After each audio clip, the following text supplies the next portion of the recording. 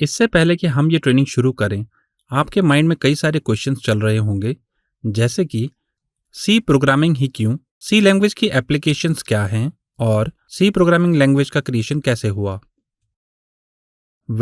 सी programming language 1972 में bell labs में develop हुई थी by a famous scientist Dennis Ritchie. C programming language का ओरिजिन यूनिक्स ऑपरेटिंग सिस्टम के डेवलपमेंट से क्लोजली रिलेटेड है। Now what is Unix operating system? जैसे आजकल हम विंडोज 10 जैसे ऑपरेटिंग सिस्टम यूज करते हैं, वैसे ही 1970s में यूनिक्स ऑपरेटिंग सिस्टम होता था और यूनिक्स ऑपरेटिंग सिस्टम के ज्यादातर कंपोनेंट्स बी प्रोग्रामिंग लैंग्वेज में लिखे जाते थे, जो कि एक प्रोग्रामिंग लैंग्वेज है जो सी लैंग्वेज से पहले एग्जिस्ट करती थी। लेकिन ये बी लैंग्वेज बहुत स्लो थी और परफॉर्मेंस के टर्म में वो डेनिस और उनकी टीम की एक्सपेक्टेशंस पूरी नहीं कर पा रही थी। तो 1972 में डेनिस ने बी लैंग्वेज को इम्प्रूव करना शुरू किया, जिससे इवेंचुअली सी प्रोग्रामिंग लैंग्वेज का क्रिएशन हुआ। तो इस तरह से सी लैंग्वेज क्रिएट हुई और फिर ऑलमोस्ट सारा यूनिक्स ऑपरेटिंग सिस्टम सी लैंग्वेज में लिखा गया। But now the question arises, it's okay कि सी लैंग्वेज बहुत टाइम पहले क्रिएट हुई थी और इसकी हेल्प से उस टाइम की सॉफ्टवेयर डेवलपमेंट नीड्स पूरी हुई, लेकिन आजकल हमारे पास बहुत सारी प्रोग्रामिंग लैंग्वेजेस हैं जो हम सी की जगह सीख सकते हैं, जैसे कि Python, Kotlin, C sharp, JavaScript, PHP and a lot more including C++, जो हम इस ट्रेनिंग में आगे सीखेंगे। तो इस मॉडर्न एरा में हमें सी प्रोग्रामिंग सीखने की क्या जरूरत है? The answer is really simple. इन सभी मॉडर्न लैंग्वेजेस में से कई प्रोग्रामिंग लैंग्वेजेस सी लैंग्वेज से डिराइव की गई हैं। Yes, you have heard it right. इन लैंग्वेजेस ने और कई और प्रोग्रामिंग लैंग्वेजेस ने अपने कंट्रोल स्ट्रक्चर, सिंटैक्सेस और दूसरे basic features C programming language से अडॉप्ट किए हैं या डिराइव किए हैं। इसी वजह से सी लैंग्वेज को mother of all programming languages भी कहा जाता है। इसका मतलब है कि अगर आप सक्सेसफुली ये ट्रेनिंग कंप्लीट कर लेंगे तो आप कोई भी प्रोग्रामिंग लैंग्वेजेस बहुत जल्दी सीख पाएंगे। और यही रीजन है कि वर्ल्ड की सारी यूनिवर्सिटीज अपने सिलेबस में सी प्रोग्रामिंग लैंग्वेजेस को हमेशा इंपॉर्टेंस देती हैं।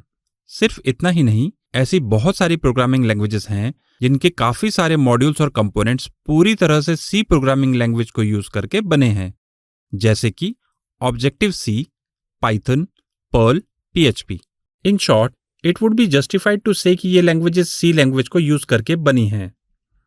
सो नाउ आई होप आप सी प्रोग्रामिंग लैंग्वेज की ग्रेविटी को ठीक से समझ गए होंगे। नाउ मूविंग ऑन, आप ये भी जानना चाहते होंगे कि हम कौन कौन से एप्लीकेशंस में सी प्रोग्रामिंग लैंग्वेज का यूज करते हैं।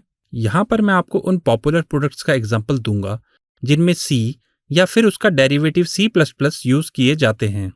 विंडोज ऑपरेटिंग सिस्टम जो हम अपने पीसी में यूज करते हैं वो सी लैंग्वेज और उसके डेरिवेटिव्स जैसे कि C++ से बना है। फेसबुक एप्लीकेशन का एक पार्ट भी C++ में लिखा हुआ है। पॉपुलर फोटो एडिटिंग एप्लीकेशंस जैसे कि एडोब फोटोशॉप पूरी तरह से C++ यूज करके बना है और C++ को सीखने के लिए आपको सी प्रोग्रामिंग लैंग्वेज का कंसेप्ट क्लियर होना चाहिए। वेल ऑफ कोर्स, ऐसे ग्रेट प्रोडक्ट्स को बिल्ड करने में कई सारी टेक्नोलॉजीज इन्वॉल्व होती हैं, लेकिन हमेशा C एंड C++ को चुना जाता है due to their ability to deliver high performance. तो इसीलिए अगर आप किसी प्रोडक्ट बेस्ड कंपनी में इंटरव्यू के लिए जाते हैं, जैसे कि माइक्रोसॉफ्ट, फेसबुक और एडोबे, तो वो आपसे C एंड C++ के डेटा स्ट्रक्चर्स और एल्गोरिथम से रिलेटेड काफ़ी सारे क्वेश्चंस पूछेंगे, क्योंकि ये कंपनी C एंड C++ के यूसेज पे हैविली रिलाई करती हैं इन सम वेज और द अदर। वेल, यहाँ पर डेटा स्ट्रक्चर से हमारा मतलब बस डेटा ऑर्गेनाइज करने के तरीके से है, और एल्गोरिदम गिवन प्रॉब्लम को सॉल्व करने की सिर्फ एक लॉजिकल अप्रोच है।